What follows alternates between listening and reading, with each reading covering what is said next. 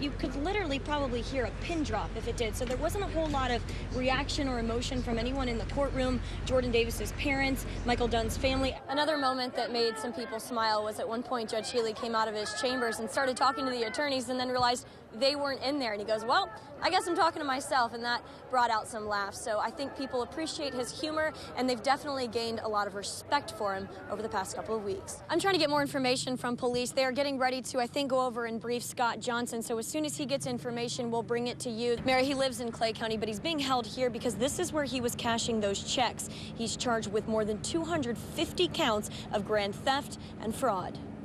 Even though the Players takes place in another county and doesn't start till next week, we're celebrating it right here, right now, in downtown Jacksonville. Got my safety goggles on. Is that sharp? It's a machete blade. It's kind of, okay. It's dull, but when it's hot, it doesn't matter. For the grand finale, go Jags!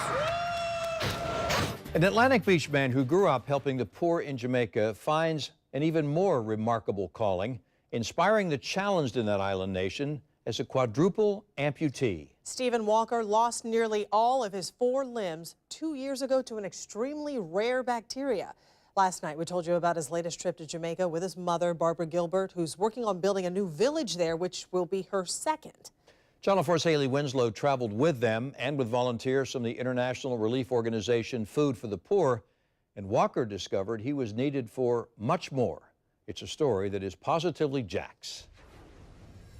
Doctors call Stephen Walker a miracle. Many Jamaicans hail him as their hero. The 30-year-old Atlantic Beach man has made several trips to the island nation with his mom and volunteers from the international nonprofit Food for the Poor. But his last visit was much different. People with disabilities, it's not like I would look down on them, but I was just like everybody else, a little shy about it. I didn't know. I really didn't know. Now I know. In 2012, Walker developed a deadly disease called capnocytophaga. Doctors who didn't know what they were fighting amputated his legs and hands in hopes of stopping the spread of infection. After 6 weeks in a coma, Walker woke up. Only the 3rd person in the world to survive the bacteria. JetBlue Airways welcomes you to Jamaica. The local time is 7:40 a.m. Walker returned to Jamaica in July as a quadruple amputee and says he's never felt so alive. Along with feeding the hungry and helping the homeless, he found an even bigger purpose, inspiring the challenged and really everyone around him. I am in awe of his acceptance. I am in awe of his determination and his desire to make this world a better place. Which is pretty much what we saw at every stop during the 5-day mission trip, including this children's home on a farm just west of Kingston. On the side of the Jerusalem Children's Home is a 118-year-old church and a final resting place for many kids here who have been diagnosed with HIV and AIDS, so even after they die, they still have a home. They have a sickness, but I see them as regular kids that want to be loved, want to be cared for like any other child. Walker's missing limbs fascinated and perhaps comforted these kids cast out by their families because for once, they weren't the only ones who were different. In typical Walker fashion, he made light of the situation, taking off his prosthetic leg and letting a boy look inside. Let's put ourselves back together. Another meaningful visit for Walker was seeing his old friend, Alexander Hall. What's that, man? How you doing? It was the first time Hall had seen Walker in his new form. Everything's changed, huh? Yeah. Look at me. See these? The two have grown close over the years, but this time they had a deeper connection, now both disabled. Hall was paralyzed from the waist down after he was shot 22 years ago, so it was easy for him to relate to the challenges and adjustments Walker now faces. No zippers, no buttons, handles got loops around them, no doorknobs, got full handles. No carpet, hardwood floors, so it's just modifying things. Instead of being trapped by his disability, Walker tells Hall he's chosen to move past it. People will see me, so I can come down the aisle, they'll see me, and then I'll go turn out and go to the next aisle and stuff like that. It's okay. Walker keeps his head up and says he actually sees his disability as a good thing. It's put him back on track to get his master's degree and pursue his career. And he's now on the verge of playing quad rugby professionally. There ain't no more motivation than traveling around the world and playing a sport and getting paid and continuing your education. I mean, what more can you ask? He says his new life has also paved the way for him to meet incredible and inspirational people. It pretty much begs the question, it's like, well, if I had hands and legs, I would never have met them. They've never, came into my life. So it's actually worked out for the best. Stephen says his disability has made him a better person, something his good friend noticed right away. A nice, more rounded personality than before. These two say no matter the distance or time, they have a bond that can't be broken. On the last day of the mission trip, Jamaican kids honored Walker in a special ceremony, including a serenade with instruments Walker helped donate.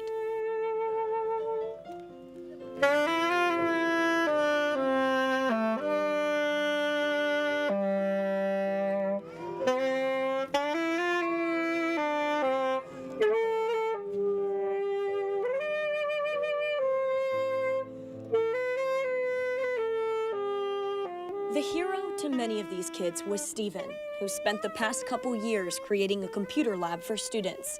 And this was the day it opened. Woo!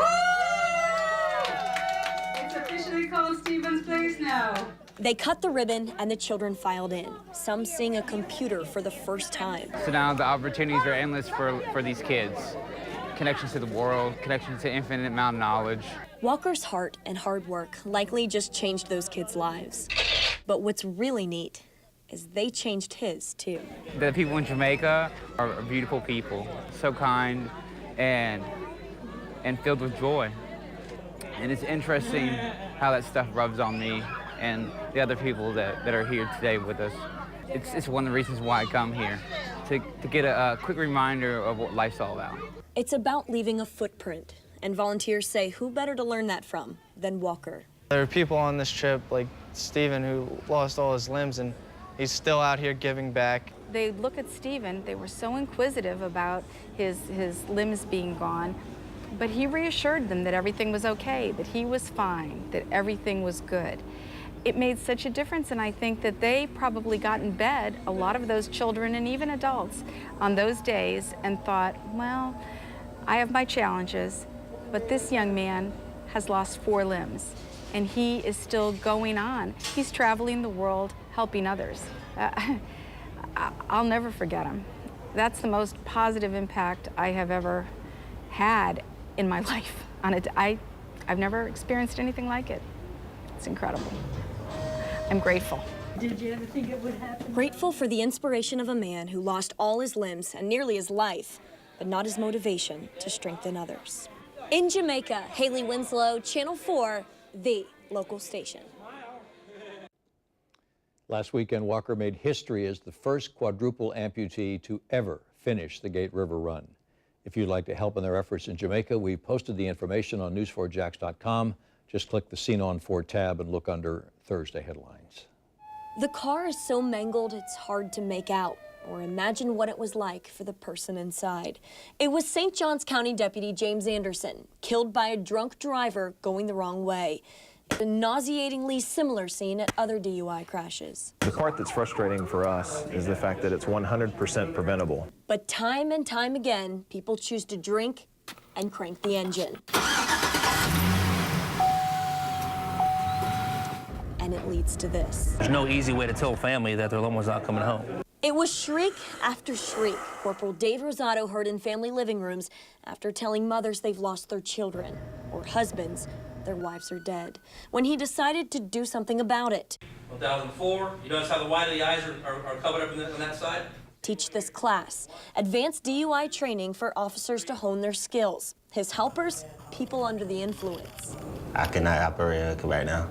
Siobhan Boatwright is one of 4 volunteers troopers dosed for the course. The dosees were given a certain amount of alcohol over the course of 3 hours on an empty stomach with light snacks. This person, for example, was given 3 ounces of liquor at 10 a.m. Then another 45 minutes later, they were given another 3 ounces. And then around noon, they were given 4 more ounces. So the legal limit is 0.08. This person measured at 0.094. The measurements are taken every hour by dosees blowing into a breathalyzer. boat right is just over the legal limit, which allows officers to study his behavior. Actually having them smell the alcohol on these people, actually physically seeing them and perform the exercises, then giving the orders and the instructions how to do the field sobriety exercises. I think it's better. I mean, you get that, you actually see it in person rather than on a video screen. Put your left foot on the white line, okay, and then put your right foot above it. 1, 2, 3. Volunteers, all with the blood alcohol content right around .08, are instructed to follow the student's finger, balance on one leg, and take 9 heel-to-toe steps. Walking in a straight line, holding your foot out, doing the eye test, it opens your mind up a little bit and see that you actually, when you think you can function, you really can't. Can't at just over .08. But even drivers under the legal limit aren't in the clear. One can be under the influence or intoxicated at a level below .08. And still get a D. That is correct. As we know, the state's legal limit is .08. Somebody does not have to be at a .08 or above to be impaired. You may have somebody that doesn't drink a lot, or it could be called lightweight. They could be at a .05 and be impaired. Giovanni Ocampo blew just under the legal limit, but troopers say they still would have arrested him based on his field sobriety performance. At that moment, you don't think it's to help you, but at the end of the day, it's to help you make sure you're not a danger to everybody else on the road. A danger even if you're not technically drunk. Most of the excuses we get on the roadside is, I drink to fill a buzz. And what's very important about that is buzz driving is drunk driving.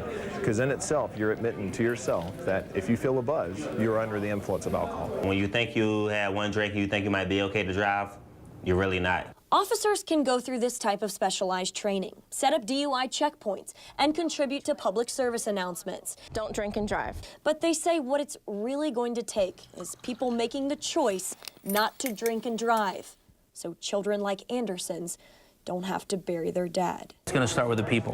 They have to make better decisions. That's all there is to it. I spoke with DUI attorneys who say the fact that you can be convicted of a DUI while blowing under the legal limit is a crime and a shame. DUI attorney David Robbins calls the field sobriety test failure-based and voodoo and says it's based on an officer's opinion. Reporting live at Florida Highway Patrol headquarters, Hailey Winslow, Channel 4, the local station. Hailey, as we know, impaired driving doesn't just mean alcohol. Did the officers say anything about drugs or prescription pills as well? Tom, obviously prescription pills can heighten the effects of alcohol, and as it warns you on the bottle, you're not supposed to mix it with alcohol or get behind the vehicle. Officers are also very worried about marijuana, especially with talks of new laws possibly coming into effect, and especially if you're mixing it with alcohol and getting behind the wheel. Tom. Hailey Winslow reporting to us live. Thank you, Hailey.